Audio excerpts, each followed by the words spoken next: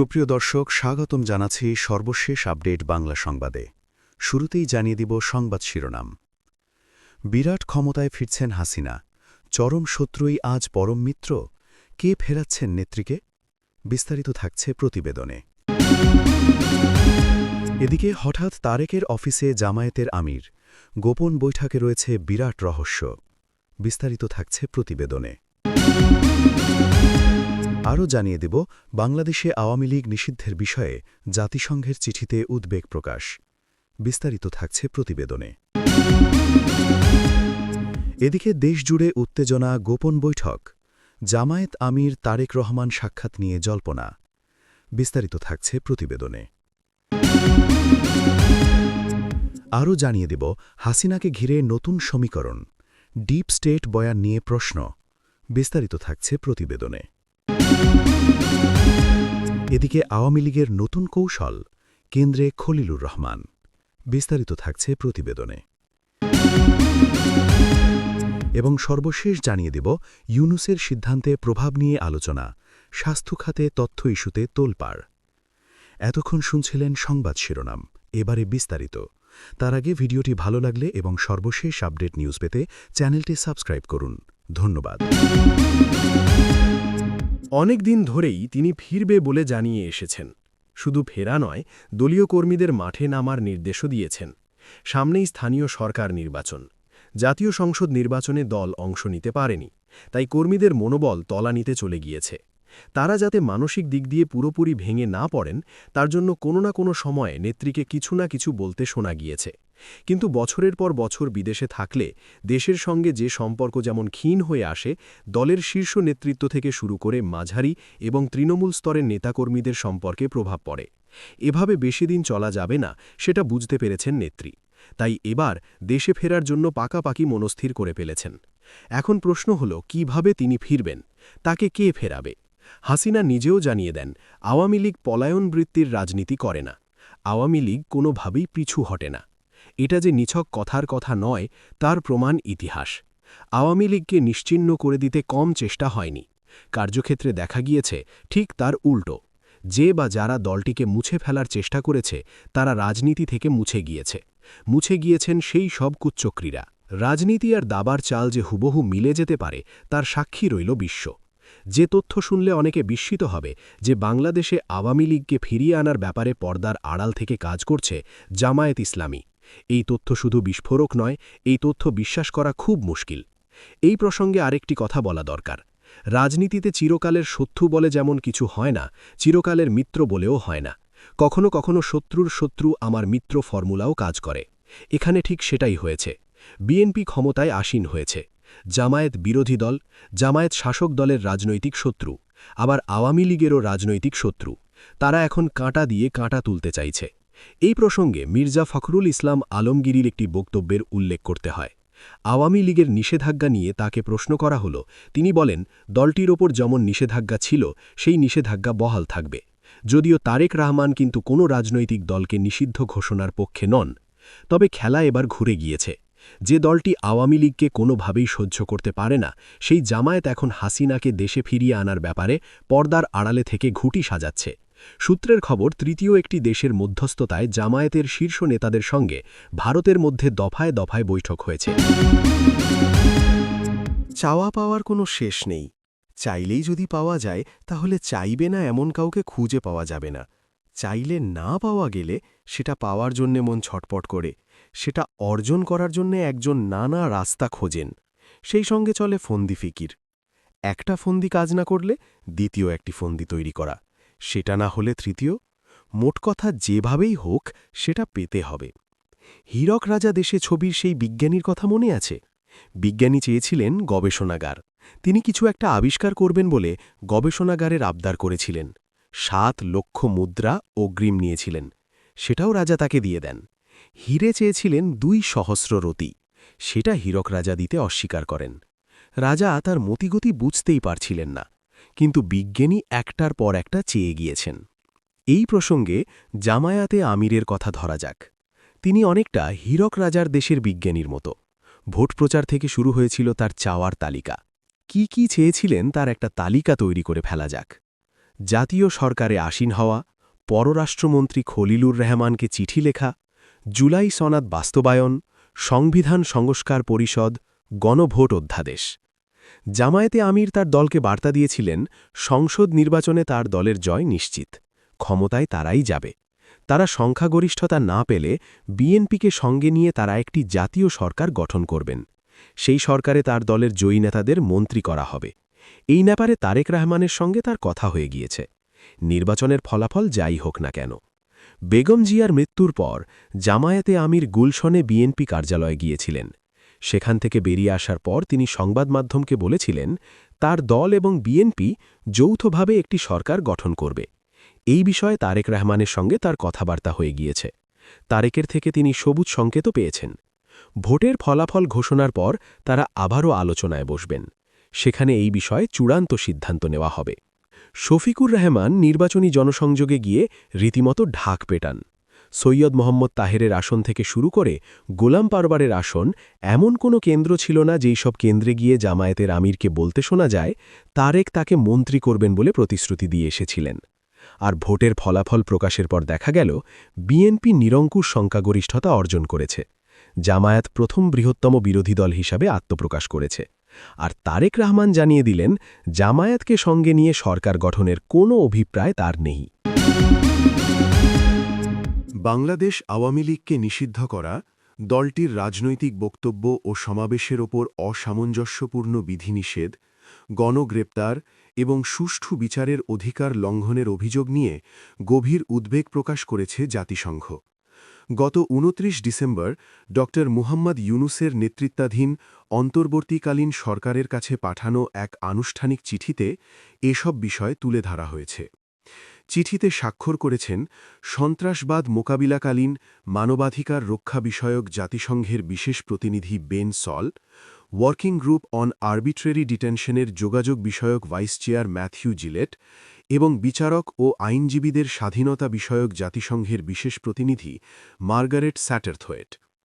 জাতিসংঘের বিশেষজ্ঞরা জানিয়েছেন এসব পদক্ষেপ নাগরিক ও রাজনৈতিক অধিকার বিষয়ক আন্তর্জাতিক চুক্তি আইসিসিপিআর-এর আওতায় সংগঠনের স্বাধীনতা, শান্তিপূর্ণ সমাবেশ, মত প্রকাশ, জনহিতকর কাজে অংশগ্রহণ ও সুষ্ঠু বিচারের অধিকারের ওপর অপ্রয়োজনীয় এবং অসামঞ্জস্যপূর্ণ বিধিনিষেধ আরোপ করতে পারে। চিঠিতে উল্লেখ করা হয় ২০২৫ সালের মে মাসে আইন সংশোধনের পর শেখ হাসিনা ও অন্যান্য দলীয় নেতাদের বিরুদ্ধে আন্তর্জাতিক অপরাধ ট্রাইব্যুনালে বিচার প্রক্রিয়া শেষ না হওয়া পর্যন্ত আওয়ামী লীগের সমস্ত কার্যক্রম আনুষ্ঠানিকভাবে নিষিদ্ধ করা হয়।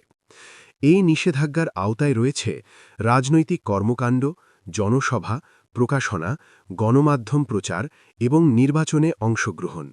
নির্বাচন কমিশন দলটির নিবন্ধন বাতিল করেছে, যার ফলে জাতীয় নির্বাচনে দলটি অংশ নিতে পারেনি।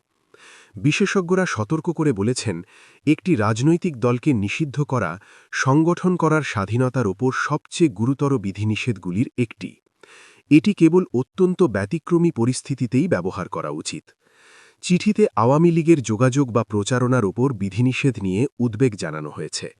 এর মধ্যে রয়েছে শেখ হাসিনার ভাষণ প্রচার বন্ধ করা এবং সংশোধিত সন্ত্রাসবিরোধী আইনের অধীনে সংশ্লিষ্ট ব্যক্তি বা সংস্থার সঙ্গে যুক্ত যে কোনো ধরনের প্রচার নিষিদ্ধ করা।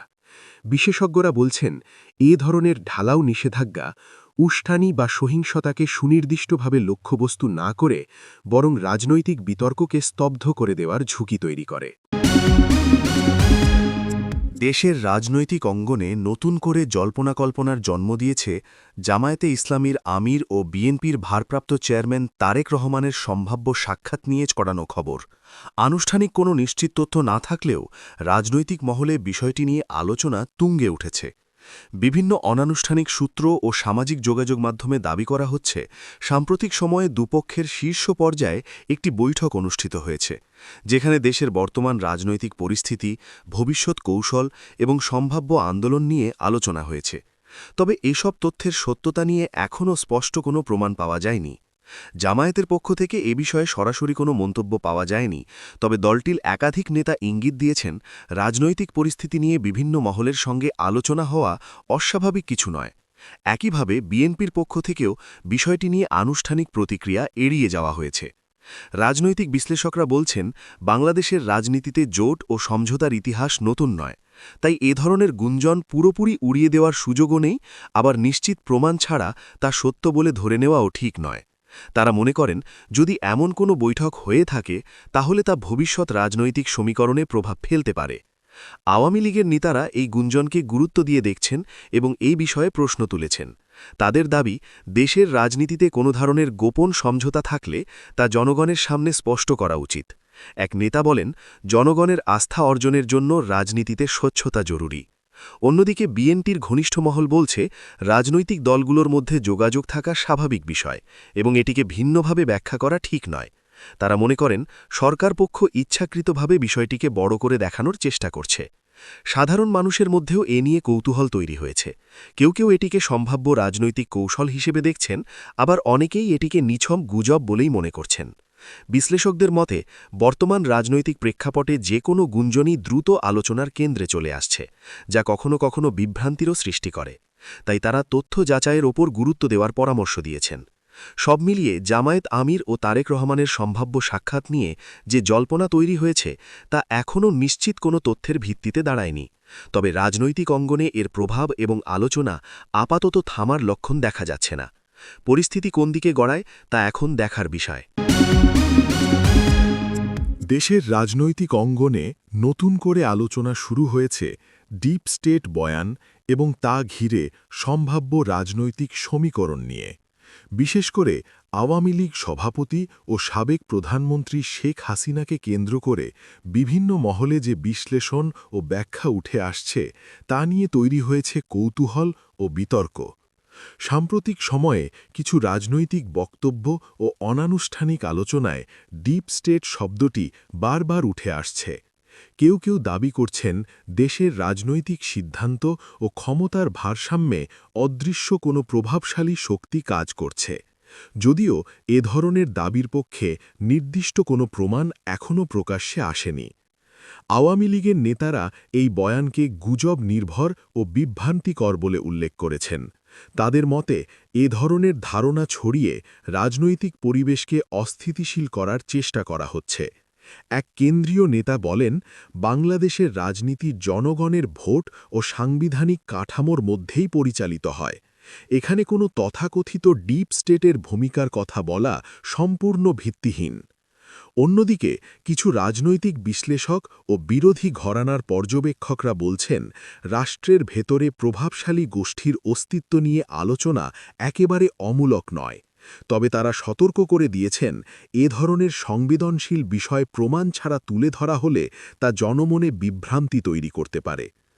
শেখ হাসিনাকে ঘিরে নতুন সমীকরণ প্রসঙ্গে বিভিন্ন ব্যাখ্যা সামনে আসছে। কেউ মনে করছেন, সাম্প্রতিক রাজনৈতিক তৎপরতা ও বক্তব্যের কারণে নতুন ধরনের রাজনৈতিক সমন্বয় বা অবস্থান তৈরি হতে পারে। আবার অন্যরা বলছেন, এটি মূলত রাজনৈতিক প্রতিপক্ষের কৌশলগত প্রচারণার অংশ। সাধারণ মানুষের মধ্যেও বিষয়টি নিয়ে আগ্রহ দেখা গেছে। সামাজিক যোগাযোগ মাধ্যমে নানা মতামত, বিশ্লেষণ ও বিতর্ক চলছে। তবে অনেকেই নির্ভরযোগ্য তথ্যের অভাবে বিভ্রান্ত হওয়ার আশঙ্কা প্রকাশ করেছেন। রাজনৈতিক বিশ্লেষকদের মতে, বর্তমান সময়ে তথ্য যাচাই ছাড়া কোনো বয়ান গ্রহণ করা ঝুঁকিপূর্ণ। তারা বলছেন, ডিপ স্টেট ধারণা আন্তর্জাতিক রাজনীতিতে আলোচিত হলেও বাংলাদেশের প্রেক্ষাপটে এর বাস্তবতা নিয়ে নিশ্চিতভাবে কিছু বলা কঠিন। সব মিলিয়ে শেখ হাসিনাকে ঘিরে নতুন সমীকরণ এবং ডিপ স্টেট বয়ান নিয়ে যে প্রশ্ন উঠেছে তা দেশের রাজনৈতিক আলোচনাকে নতুন মাত্রা দিয়েছে। তবে এ বিষয়ে নির্ভরযোগ্য তথ্য ও স্পষ্ট ব্যাখ্যা না আসা পর্যন্ত বিষয়টি জল্পনা ও বিতর্কের মধ্যেই সীমাবদ্ধ থাকবে বলে মনে করছেন সংশ্লিষ্টরা।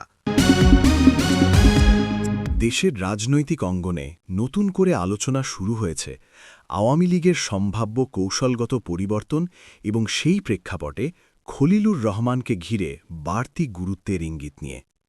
দলীয় বিভিন্ন পর্যায়ে তার সক্রিয়তা ও উপস্থিতি নিয়ে রাজনৈতিক মহলে তৈরি হয়েছে নানা জল্পনা-কল্পনা।